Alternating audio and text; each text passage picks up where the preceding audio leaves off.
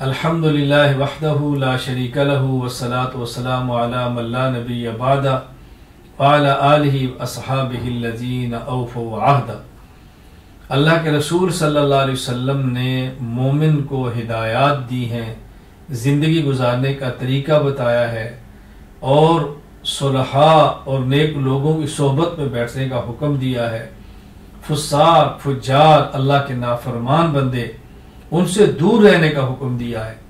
اور حضور اکرم صلی اللہ علیہ وسلم نے فرمایا من تشبہ بقوم فہو منہم، جو جس کی مشابہت اختیار کرتا ہے قیامت کے دن انہی کے ساتھ اس کا حشر بھی ہوگا۔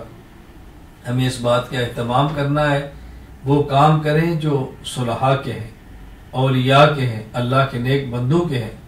وہ کام کریں جو اللہ کی رحمت، اللہ کی محبت کو کھینچ لیں، اور ان کاموں سے بچیں جو فساق کے، فجار کے، اللہ کے نافرمانوں کے ہیں، جو اللہ کی لعنت اور اللہ کے غضب کو کھینچے۔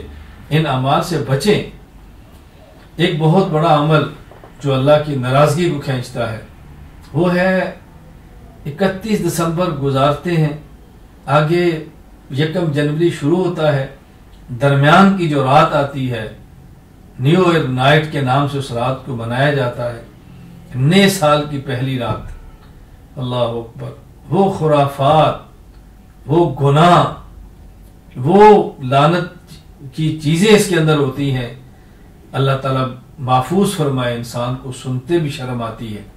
میں گزارش کروں گا اپنے دوستوں سے، اپنے بھائیوں سے، اپنی بہنوں سے، اپنی بیٹیوں سے درد کے ساتھ اللہ کے لیے ان خرافات سے بچو، اپنی زندگی برباد مت کرو۔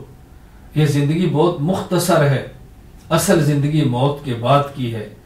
اللہ کی قسم، اللہ کے رسول صلی اللہ علیہ وسلم سے زیادہ ہمارا کوئی خیر خواہ نہیں ہے، نبی کریم صلی اللہ علیہ وسلم سے زیادہ کوئی ہم سے محبت کرنے والا نہیں۔ آپ تڑپیں اس امت کے لیے، روئیں اس امت کے لیے، رسول اللہ صلی اللہ علیہ وسلم کی ہدایات کو سمجھیں۔ ہم میں گزارش کروں گا نیو ایئر نائٹ کے نام سے ہونے والی فحاشی سے خود کو دور رکھیں، اور جس حد تک ممکن ہو محبت اور پیار کے ساتھ یہ پیغام عام کریں، اور اپنے بھائیوں کو، اپنی بہنوں کو اس لعنت، اس بے حیائی اور خرافات کے ماحول سے بچائیں۔ اللہ تعالیٰ مجھے اور آپ سب کو اپنے دین کی مقبول خدمت کے لیے قبول فرما لے۔ وآخر دعوانا الحمدللہ رب العالمین۔